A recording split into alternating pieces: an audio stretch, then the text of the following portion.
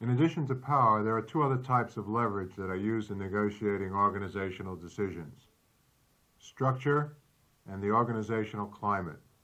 Each type of leverage is a way of how to control, motivate, or influence people.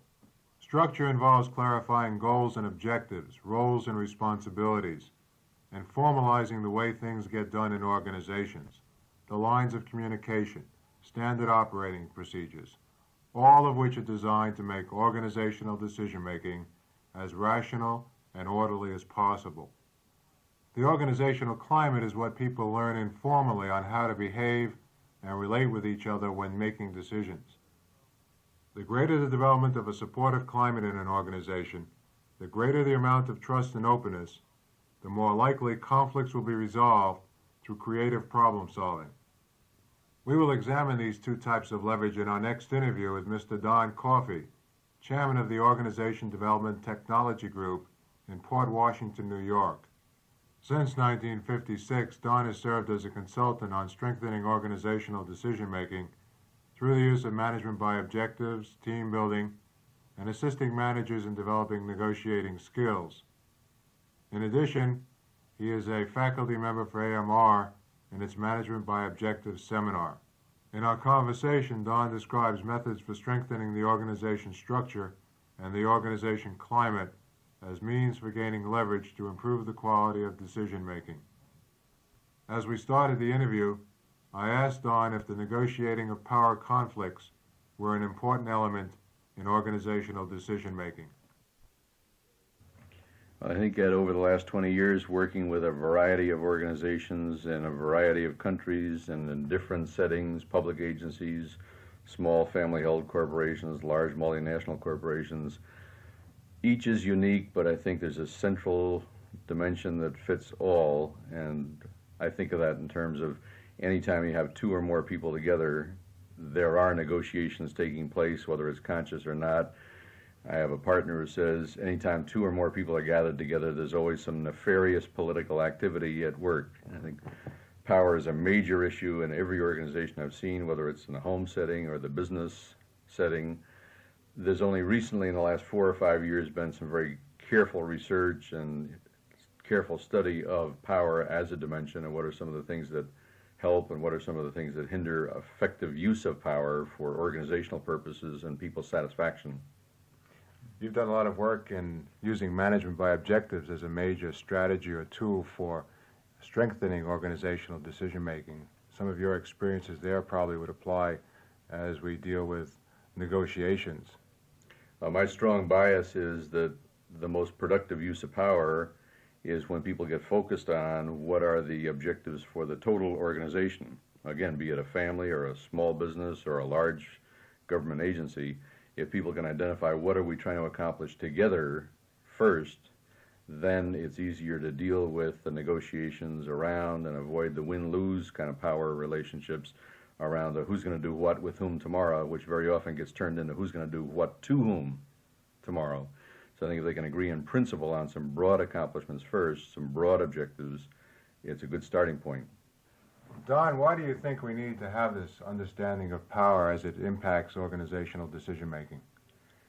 I think the database for my concern is that with just about every organization we work with, we hear a kind of standard litany of concerns.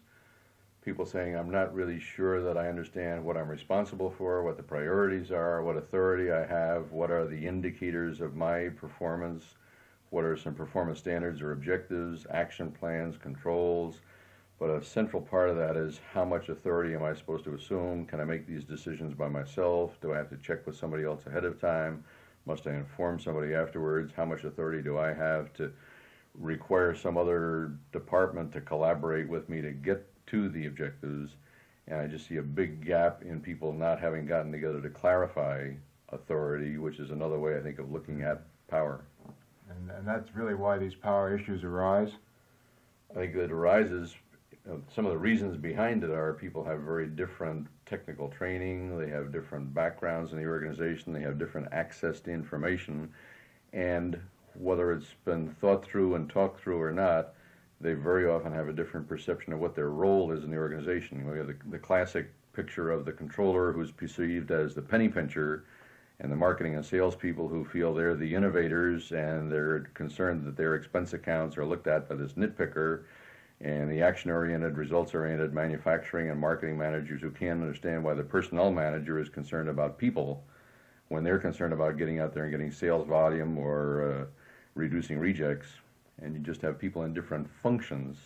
And sometimes the way we set up the organizational structure just guarantees that we're going to have some different perceptions and conflict. And then people are going to try and build power to protect their position and do what they see as professional behavior. Where do they attempt to find this power? How do they build their power bases? I think people try to do it for the most part by using their formal authority as they see it delegated to them and say, I have the right to make these decisions, I have the right to give these orders. And we've had 20 or more years of research and writing on the ineffectiveness of that and the critical importance of using your authority as a leader to build commitment, build a team, develop loyalty to you as the leader who is helping to spearhead your effort and helping your group make your professional contribution to the organization.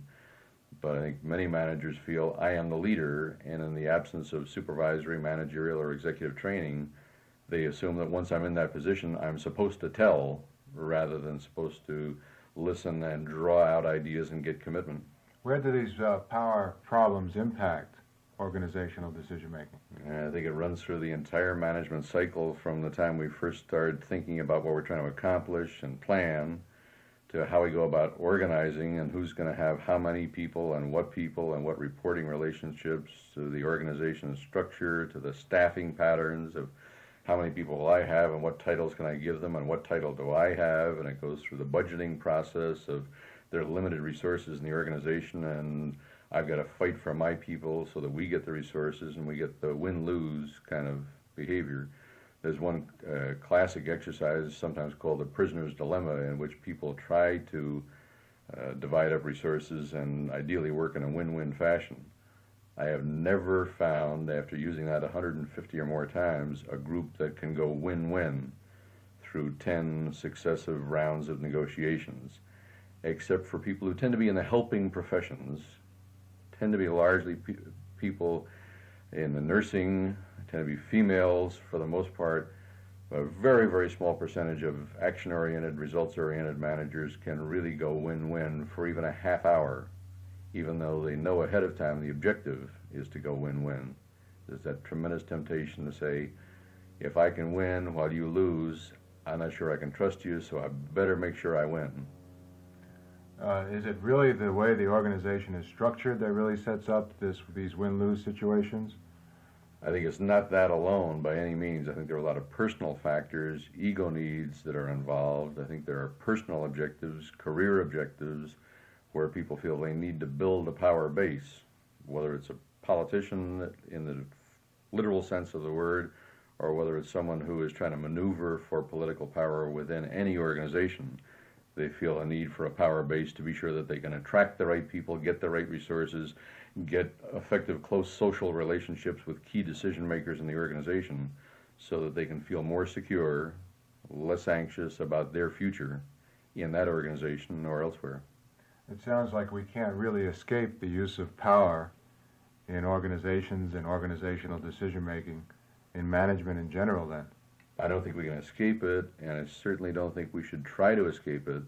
I think what we have to recognize is the basic piece of reality, and we'd better learn how to manage it, because there are all kinds of costs to the organization in terms of its effectiveness and to the people in terms of their stress level if they don't learn how to manage it. So I think the key thing is recognize it, accept it as reality, and then acquire some of the skills and the behaviors and the knowledge about how to resolve conflicts and how to bring your power to bear in an assertive way to make sure that you're making your best contribution to the organization, but not working to the detriment of the organization and unknowingly to the detriment of your own career. Because most people know when you're playing the power game, and a lot of people have hurt their careers very drastically because they thought they were able to mask or hide their use of power, and to everybody else it was clear that they were manipulating. Donn, can you give us some examples of the types of power conflicts that emerge in organizations? I think they range all the way from a relatively small organization that's in an early developmental stage in its growth, and one person becomes the chief executive officer, and he or she has a very strong marketing background, or perhaps a financial background, or a manufacturing background, and unbeknownst to them, that bias they have just comes in so heavily that it has a very negative impact on their colleagues, a negative impact on the staff. It ends up with strategic choices being made by their dominance from that one functional perspective. They don't even know it. Very often their secretary is aware of it. Very often their peers are subconsciously aware of it and tremendously resentful of it. And I've seen it lead to the breakup of budding enterprises, to people moving in as the chairman of the board of a very well-established organization and being bounced out within a year. We've had some recent examples in the Wall Street Journal and Business Week, very dramatic examples of old established companies and new companies where just power conflicts which were related to people not being aware of their functional bias or their technical training and how that came to bear. There are dysfunctional and functional uses of power. Right. Donn, how can managers develop leverage to reduce the dysfunctional use of power?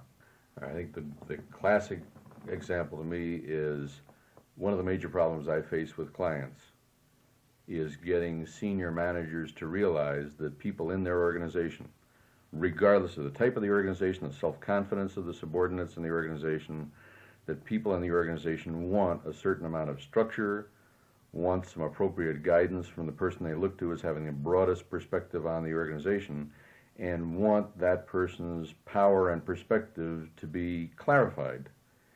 And one of my major difficulties is getting that senior manager to share some strong convictions. Many of them come out of recent readings of the human relations movement in the 50s and 60s saying we need bottoms-up management, and I want to wait and see what bubbles up from the bottom of the organization. As a consultant, you very often get to talk to 3 or 4 levels in the organization and 2 or 3 different functional units in a course of a day or two. And what I very often find is people at the top saying, why don't the people down there take more initiative? And I find people down there saying, why don't they let go of the reins once in a while? Or why don't they tell us whether we're working this year on profitability or still working on growth? I really don't know what the long-term strategy is. And I wish that person who I regard as a power figure, and in some cases as a, quote, father figure, to give me some guidance so that as I set objectives or goals or start specific action steps, I can know that I'm moving in the right direction and that as an organization we've got our act together. I think many organizations would not have had the union campaigns and the unionization they've had if employees really had the feeling that the power figures had done some planning and were protecting their security. They might not feel the need for an outside agent to come in and protect their security. Why are some of these high-level executives apprehensive about using their power? I think they have, in many cases, some feelings from their own childhood about the inappropriate uses of power by their parents, strong directives of you will wear your rubbers to you will take the bus to you will not drive the car after a certain hour and so forth. I think they have some ambivalent feelings about, do I really have that much information, that broad a perspective, that much knowledge to be saying 5 years down the road we should be accomplishing these things. Mm-hmm. I think they know, and I think their subordinates also know that they don't have all that much perspective and they aren't that close to the day-to-day operations. So I think the people at the top level have some ambivalent feelings about, who am I to be saying this is the way to go when I know I'm not a perfect forecaster? I think the people at the bottom of the organization also send some signals up, some of which say, I'd like some guidance, but some of which say, I resent being told how to do my job, don't you see me as a professional? And I think each of us needs to have that self-understanding, a much greater, sharper self-understanding that says, where am I coming from and where are they coming from, and can I be open and self-disclosing enough to say, I'm not really sure I'm right, but from my perspective, here's where I think we ought to be. Mm-hmm. What would it take to get there, and do you have some data that suggests otherwise? And have that two-way flow of communications so everybody's power and everybody's perspective is brought to bear. What are some of the dysfunctional uses of power that you've experienced or witnessed in organizations? Like the inappropriate use of "I am the boss." I think there's no question that a manager must feel that he or she, if they are in a managerial role, are the boss, and may ultimately have to make certain decisions when the time pressures or the risks are there and there's not time enough to achieve a full consensus and a full sharing, that they're expected to play that role of boss. But I think many of us, for lack of any training, assume that I am the boss, therefore I am expected to direct. And we've had the old traditional model of plan, organize, direct, motivate, as if I can do it alone. And I find many people feeling terribly inadequate about it, but feeling that that's the required behavior. It's just a lack of understanding of self and a lack of understanding of the role of the manager as a tapper and an integrator of the human and financial and material resources within the organization. And sometimes they use power to satisfy their own egotistical needs as opposed to the needs of the organization. Yes. Is that something that you've also experienced?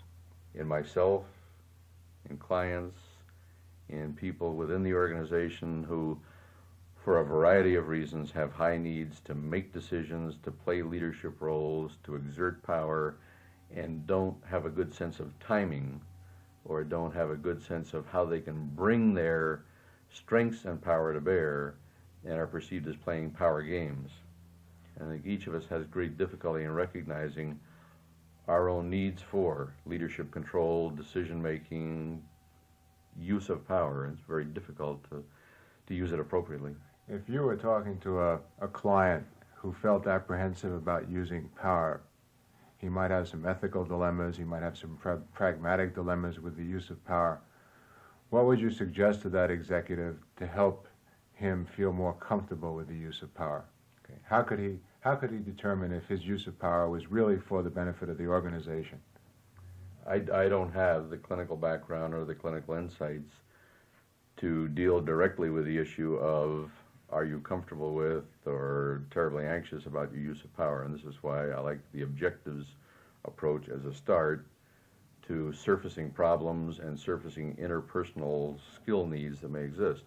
If I can help that person focus on what do you think the organization requires in the way of accomplishments, what do you think the organization requires in the way of new or different behaviors on the part of your staff, and then move with the appropriate timing to the question of will those changes take place without your clarifying your convictions, then I think they can become much more clear that we're dealing with issues and we're attacking issues, not attacking people. So by helping an individual get focused on what the goals and objectives of the organization are, and his or her own goals and objectives, in a sense you're trying to tap the power of that individual. Right. And very often we use some instruments, some surveys, to ask people in the organization, what do you see helping and hindering presently and potentially organization effectiveness and your own satisfaction? And the data that quite consistently comes from those surveys says lack of top management convictions, lack of top management assertion of their perspective, and that again helps that person to see, I'm not overpowering people, I'm providing guidance that they say they want. And they can become much more comfortable with that use of the position and the power that inevitably goes with it. I think very few people really are perceptive of the extent to which once you have the title, and titles vary from organizations as to what power implications they carry, once you have the title, people perceive you as having the power. We've talked generally about managers and executives and their use of power, but how about other people at lower levels in the organization? Don't they have sources of power that they can tap and use if they'd like to? Tremendous sources. One of my great concerns is the under-tapped, underutilized power and potential power for the benefit of the organization of groups such as, for example, secretaries, clerks, first-line supervisors, office managers who have very close contact with the day-to-day operations. They have the power of information.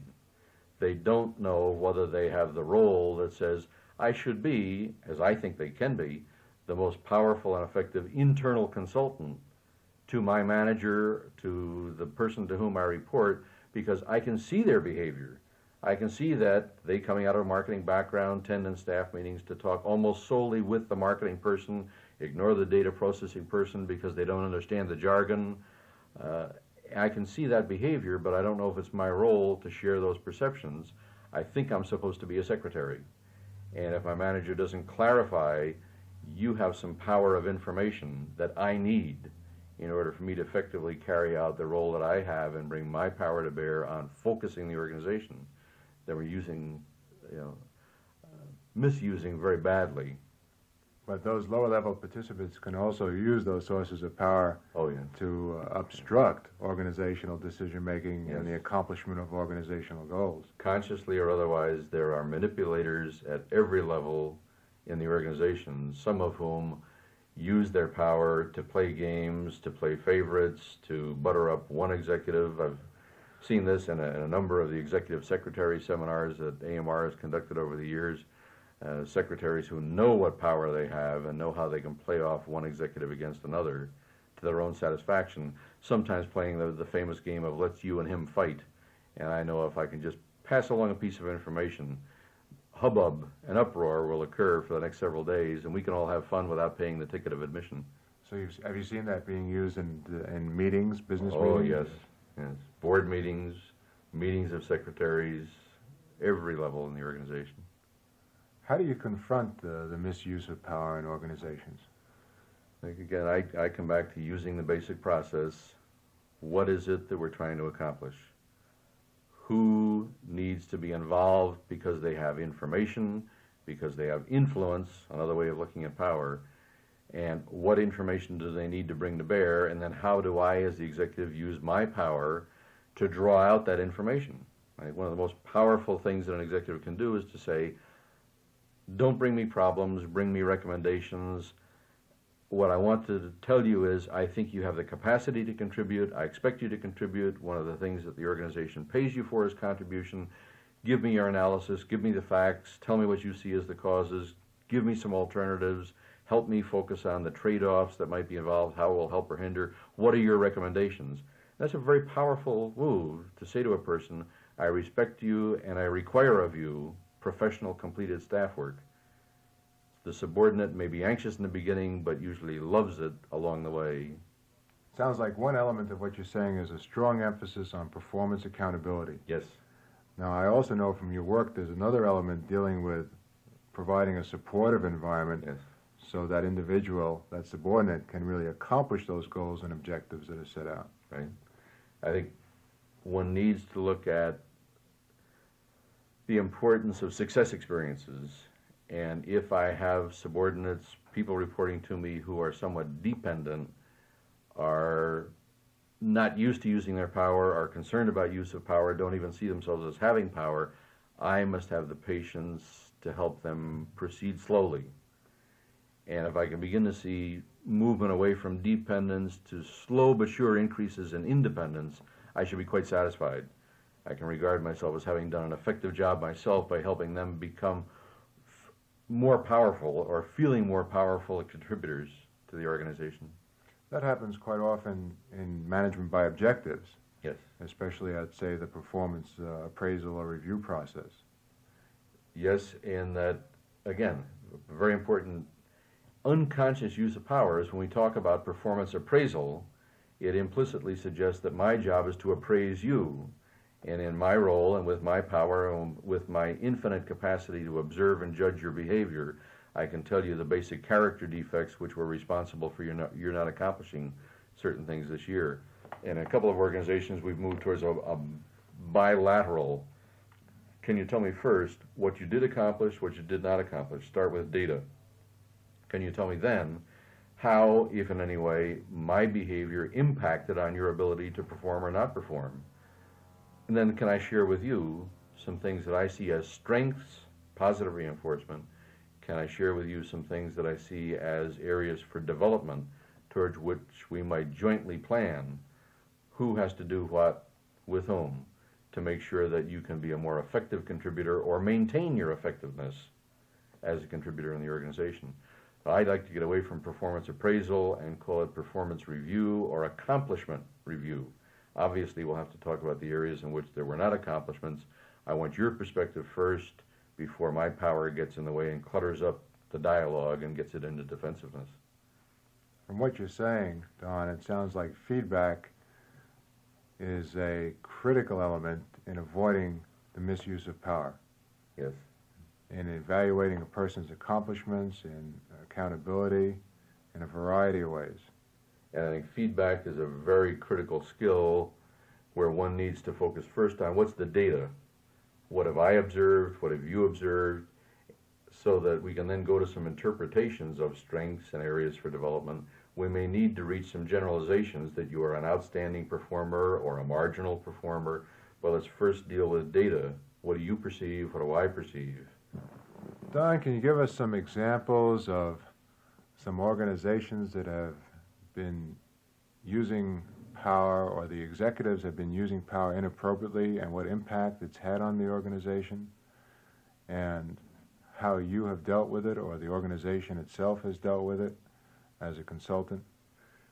I think of two particular recent examples that maybe are the most dramatic or most recent stick out of my mind. One in which the major impact came from people within the organization. Another one in which my ability as an outsider to be able to exert some power, since I was not going to be losing my job if the executive didn't respond to it, was helpful. One was around a large organization that did a very extensive job of setting up a performance planning, performance feedback, performance review, managing by objectives kind of system. $750,000 was spent in the development, the training, very well set up from a rational point of view, commitment on the part of everyone in the organization, including tremendous commitment and involvement, perhaps over commitment on the part of the chief executive officer, and his inability to understand how his personal behavior and use of power impacted on the rest of the organization has resulted in that organization's stock market value being halved within the last year and a half. What helped in that organization was the collection of some anonymous data. The collection of some anonymous data through the use of questionnaires by myself and people within the organization, which resulted in some feedback to him that said out of 28 dimensions that we had asked people to report back on, the one most significant one related to his behavior. I don't think he would have heard it from me. He would have said, this is the outside consultant saying, you have a problem. When he heard it from the people within that organization, the average tenure on the job was about 15 to 16 years. He had to face up to the fact that these are the people, most of whom I hired, most of whom I promoted, telling me that the most significant hindrance to our effectiveness is my behavior. He then was open to some feedback. In another organization, similar kinds of results, very heavy use of power by the leader of the organization, who was totally unaware of what was perceived as a very heavy-handed autocratic style of management as a result of my sitting in on a variety of meetings.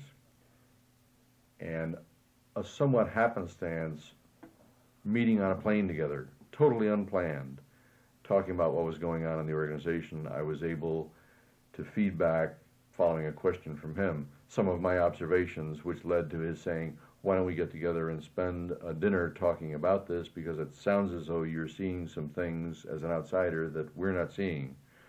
He was somewhat receptive to the feedback, became defensive. Again, the timing of the feedback and the timing of the use of the power of information that I had to share with him was critical. Within a period of 2 months, his specific behaviors had changed on at least 5 dimensions in a very productive way. Still was the person who had the power of information, the broad organizational perspective, highly respected, but now perceived as a supportive helper rather than a piercing prober. Let me take another hypothetical situation. In the case that you just described, and the examples that you just described, you talked about an intervention coming from the outside being used as a consultant.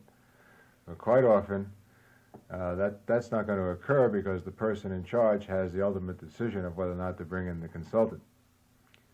How does an individual who is a member of an organization, who witnesses a superior using power inappropriately, gain leverage to influence that superior to change his or her behavior?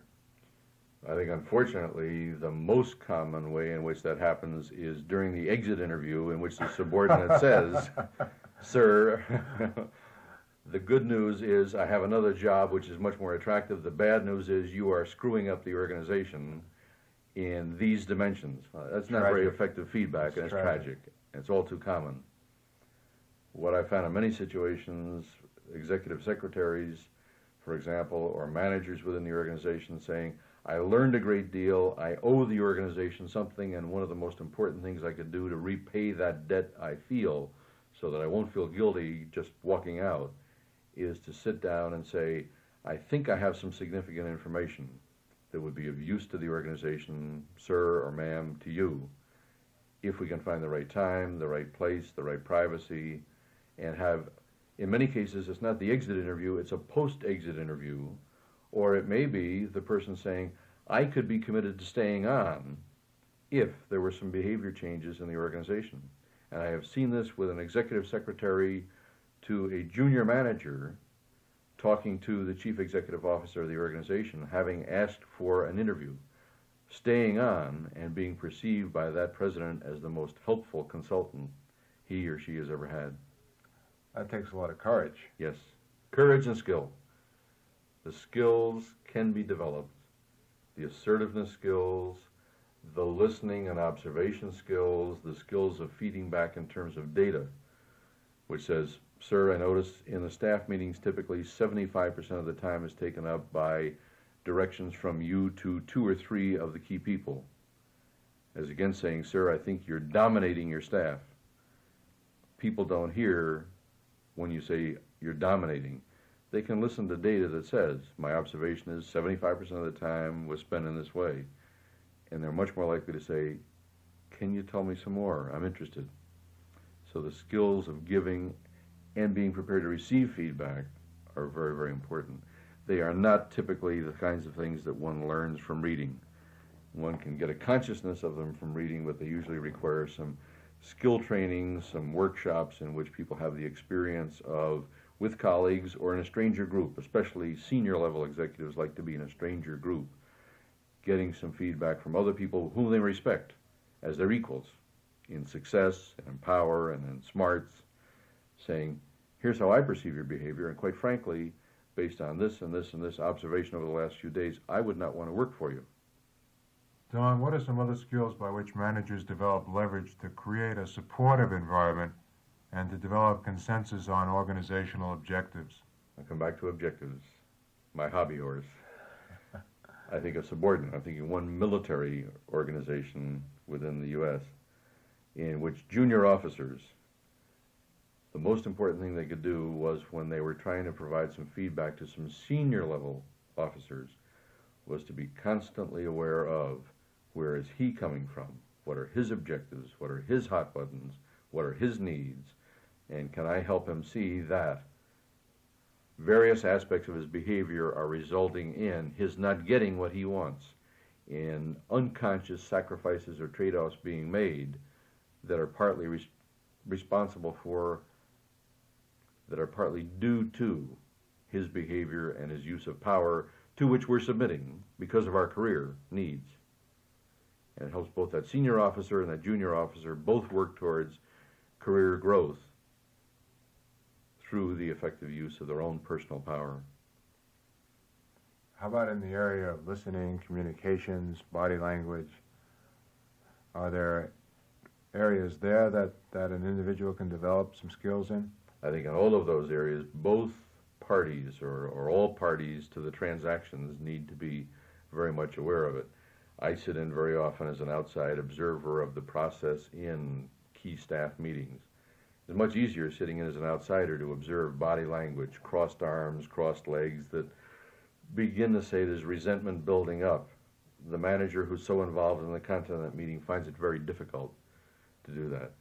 I think the listening skills of listening to what are people saying and what are the issues being dealt with, and is someone saying, well, of course you understand that what I want you to do is this, and not perceiving that as a power statement, a dominance kind of statement, and hearing other people saying, oh, yes, I understand, and I will carry that out, and not hearing that as a statement of submission rather than a strong statement of commitment.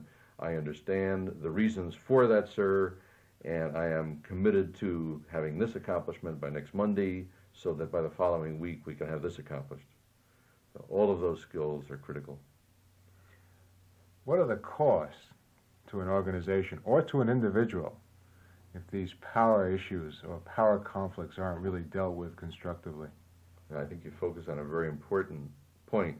There are costs to both organization and individual. Individuals become resentful.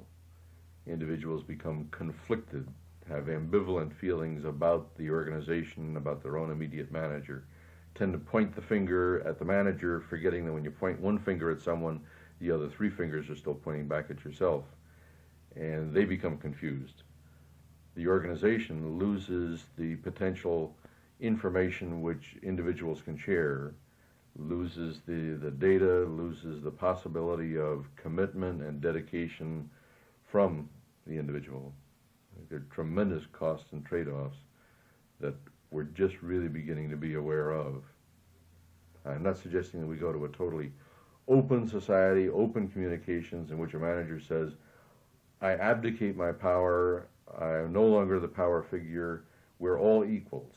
We are not all equals, and we will not be perceived as all equals. But if a manager can say, in this situation, I will make the decision, but I need your information. You have the power of information because you're close to the situation. In this situation, I'm prepared to have a joint decision. I'm open to your influence. I may change my mind. Or in another situation, say, you have so much powerful information because you're so close to things that whatever you suggest, I am going to go with. So let us take the time for you to bring that information, in a sense, to exert your power on the conversation. Donn, in examining the types of skills that are necessary for using power effectively, have you come across any basic types of techniques or methods that might be useful? I think at a generalized level, I'd say the most important kinds of techniques are those that help people focus on the facts. To the extent that we can talk about what are the facts of a situation, it's easier to have agreement. One technique, for example, has been used thousands of times in many organizations since at least 1952. It's a very simple questionnaire in which a manager and a person reporting to that manager develop a list of responsibilities for the subordinate's position. And they then identify separately what they perceive to be the authority or power of the subordinate to make decisions, freedom of action for those responsibilities. On a very simple approach, what are the things which I can do, decisions I can make with regard to this responsibility and tell no one? What are the things I can do, but I must inform someone afterward of what I did and the results I got? What are the things I can do only after agreement has been reached with another person at the same level or my boss? They may make the decision, or it may be a joint decision, but I may not take action until we've reached agreement on that. The sad news, in my experience in using that instrument, is on the order of 90% of the time, the subordinate perceives himself or herself as having about one level less authority or power than the manager would like them to feel. So as I said earlier, the manager is saying, why don't they take initiative? The subordinate is saying, why don't they give me some power to act or freedom to act? But focusing on that instrument keeps it from being an interpersonal issue. You don't give me enough freedom to act. We're now on, what freedom do I have to act? Now, 90% of the time, the subordinate feels less freedom. At least 5% of the time, the subordinate feels more freedom or more power as an opportunity to clarify. Ed, I hear what you're saying. You feel you have the authority to make that decision without any advanced consultation. I'm glad that we talked through these other things and you now recognize you have more freedom, but on this one, I want to make sure we have a clear, sharp understanding. You may not hire somebody at that level of responsibility without my having interviewed them and approved the decision. It's a very, very straightforward, one-page, simple technique. It's amazing how often that's not done, though. Right. We How don't often? find the time because we don't manage our time. We're so busy fighting fires, we don't find the time to sit down and clarify responsibilities, priorities, degrees of authority. Which may be a very important source why these power conflicts emerge. Yes, I think it will be an issue that will be required to face in order to be in compliance, to be seen as a non-discriminatory employer. We will have to talk at the beginning of a period of time about responsibilities, priorities, performance standards, degree of authority, if those are to be the bases for performance appraisal 6 or 12 months down the road. Professional management would have done it. We will be forced into it to be legally in compliance. Another very straightforward and simple technique is what I call the joint commitment technique, rather than my saying, Ed, I have agreed to see to it that the maintenance department does this, and the sales department does that, and the personnel department gets you the people that you needed to fill your budgeted slots, and Ed, am I correct, you've agreed to do A, B, C, and D, and I see you nodding like a good compliant subordinate, and I make that assumption that you are committed, dedicated, understand fully, and I don't realize that it's simply my power and you're submitting to my power. Joint commitment technique would say, Ed, I have agreed to do A, B, C, D, and you see me putting out my calendar, calling my secretary, remind me that by next Thursday I have to have this information from the controller so that Ed can proceed with his project. Now, Ed, what is it that you understand that you have committed to? And I need to be sensitive to and alert to the fact that you may gulp, this being the first opportunity you ever had to articulate your commitments and assert what you thought you were going to do. But as you begin to describe those, I can get a sense of, do you understand? Have we got good communication? And are you likely to be committed? I think to the extent you articulate your own commitments, you're much, much more likely to be committed. We've done this in every kind of situation, from overseas with truck drivers who've gone from 9 deliveries a day to 12 deliveries per day because they made the commitment, to sales managers, to vice presidents of large organizations and all types of industry and service kind of businesses. I think another straightforward technique which comes out of work with married couples back in the 50s is the 3 basic questions that every 2 people ought to ask of each other at least once a year. Ideally, we ought to start with ourselves, if I'm the power figure in the pair. Ed, are there some things you would like me to keep doing in the coming year because they've been helpful to you in the past year? So we start with positives. Ed, are there some things you would like to see me start doing, do more frequently, do more accurately, do more of, because they have been or you perceive them as being helpful? So I'm backing off to some extent on my own power and asking you for feedback. Third, Ed, are there some things that you would like me to do less of or perhaps stop doing? And to the extent that I can make it clear that I'm receptive to that feedback, I'm not yet making any commitments, but I'm hearing you, and I'm making it clear by feeding back to you, if I hear you correctly, it'd be helpful to keep doing these, start doing these, and stop doing these. Then, Ed, can I share with you some of my perceptions of things that would be very functional if you could keep doing because they help the organization, they help our department, some things that would be very useful if you could start doing or do more of or do more accurately.